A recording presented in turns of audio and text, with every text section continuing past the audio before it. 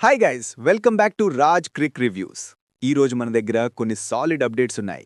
SA20 లీగ్లో ఒక పెద్ద విషాదం జరిగింది. ఫాఫ్ డుప్లిసిస్ ఇక ఆడలేడు.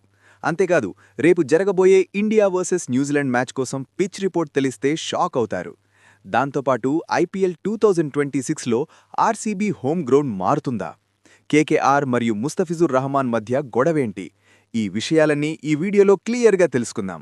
వీడియోని చివరిదాకా చూడండి. మొదటిగా మన ఇండియా మ్యాచ్ గురించి మాట్లాడుకుందాం. రేపు ఇండోర్ హోల్కర్ స్టేడియంలో మ్యాచ్. మనందరికీ తెలిసిందే, ఇండోర్ అంటేనే బ్యాటింగ్ స్వర్గధామం. బౌండరీస్ చాలా చిన్నవి, కేవలం 60 మీటర్లు. కాబట్టి ఎవరు ఫస్ట్ బ్యాటింగ్ చేసినా 350 పరుగులపైనే కొట్టే ఛాన్స్ ఉంది. వాషింగ్టన్ సుందర్ గాయం వల్ల మ్యాచ్కి దూరమయ్యాడు. కానీ శుభవార్త ఏంటంటే T20 స్క్వాడ్లోకి శ్రేయస్ అయ్యర్ మరియు రవి బిష్నోయ్ వచ్చారు.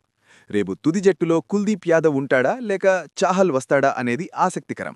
ఇక SA20 లీగ్ విషయానికొస్తే జాబర్గ్ సూపర్ కింగ్స్ ఫ్యాన్స్కి ఇది బ్యాడ్ న్యూస్.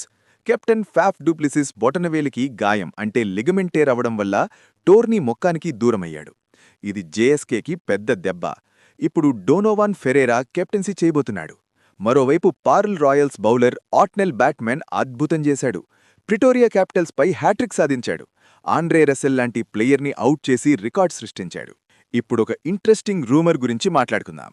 కేకేఆర్ ముస్తఫిజుర్ రెహమాన్ని 9 కోట్లు పెట్టి కొన్నది కదా, కానీ ఇప్పుడు బంగ్లాదేశ్ క్రికెట్ బోర్డు అతనికి NOC ఇవ్వడంలో ఇబ్బంది పెడుతోందట. దీనివల్ల కేకేఆర్ మేనేజ్మెంట్ అసంతృప్తిగా ఉన్నట్లు తెలుస్తోంది. ఆర్సీబీ అమ్మాయిలు అదరగొడుతున్నారు. గుజరాత్ జైన్స్ మీద 32 పరుగుల తేడాతో గెలిచారు. ముఖ్యంగా శ్రేయాంక పాటిల్ 5 వికెట్లు తీసి మ్యాచ్ తిప్పేసింది. ఇక చివరిగా IPL 2026 గురించి ఒక టాక్ వినిపిస్తోంది.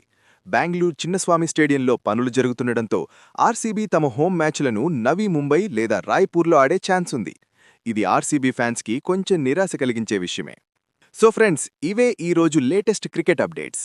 రేపు ఇండోర్లో ఎవరు గెలుస్తారు, ఇండియానా లేక న్యూజిలాండా? కింద కామెంట్ చేయండి. ఫాఫ్ డూప్లిసిస్ త్వరగా కోలుకోవాలని కోరుకుందాం. ఈ వీడియో నచ్చితే లైక్ కొట్టండి, మన ఛానల్ని సబ్స్క్రైబ్ చేసుకోండి. మళ్ళీ రేపటి వీడియోలో కలుద్దాం. జై హింద్.